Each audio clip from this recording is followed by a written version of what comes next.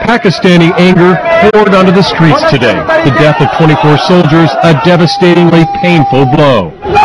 Those men were buried today, another insult to Pakistan's psyche. The relationship now, I believe, has hit a new low.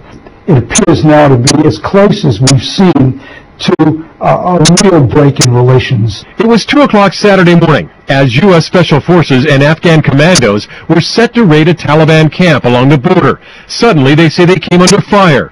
Afghan sources tell ABC News an airstrike was called in, which hit the Pakistan border post. This isn't the first time insurgent fire has come from a spot very close to a Pakistan border post.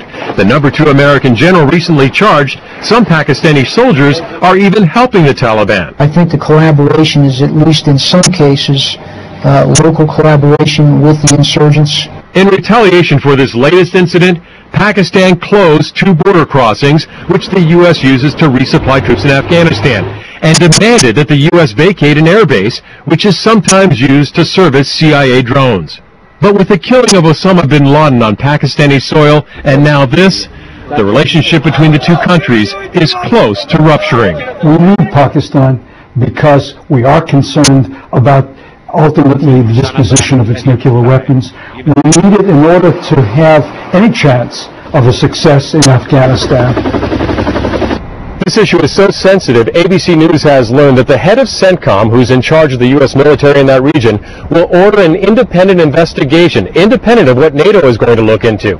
Here at the White House, officials are saying only that the president continues to monitor the situation. David Curley, ABC News, the White House. A source in the Pakistani border police has told Al Jazeera that NATO forces were fired upon first before they attacked a Pakistani army base, killing 25 Pakistani soldiers. Pakistan's military has denied that, insisting the NATO attack on Saturday was unprovoked. It led Islamabad to close its western border to trucks delivering supplies to coalition troops in Afghanistan. Jennifer Glass is in the Afghan capital, Kabul there. Jennifer, what can you tell us about this source that's come out to deny Pakistan's claims?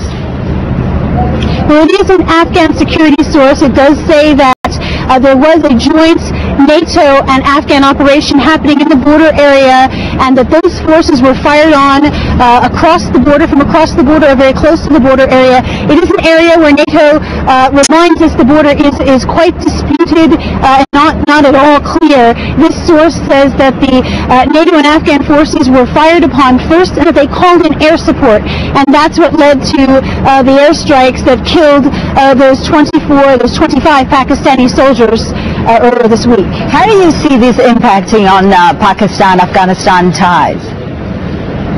Well, it certainly has made things, an already fractious relationship, more delicate. Pakistan is saying it will ban the Bonn Conference. It's going to boycott the Bonn Conference, expected to be held a week from now in Europe.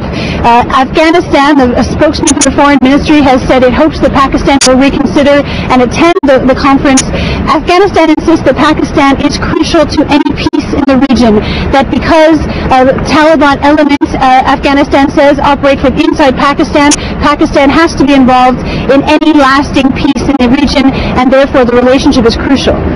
Jennifer, how, Pakistan, there are reports that Pakistan is conducting their own investigation into this. Will there be investigations on the Afghanistan side as well? Afghanistan says it is working very closely with its NATO partners, with ISAF, to find out exactly what happened, to find out exactly the sequence of events. Already they're disputed. We have Afghan officials saying that there was that they were fired upon first. Pakistan, of course, calls this an unprovoked attack. There was a problem like this almost exactly a year ago at the end of September when a NATO airstrike killed 2 Pakistani soldiers. Then the Pakistanis closed one border crossing to NATO transit vehicles. They did that for 10 days. Now both border crossings are closed to NATO transit vehicles. That's about 30%, so just a little over a third of what NATO brings in over the grounds, and that could be a problem for NATO if it goes on. The investigation, though, is continuing. Afghan officials and NATO officials say when they know better what happened, then they'll comment.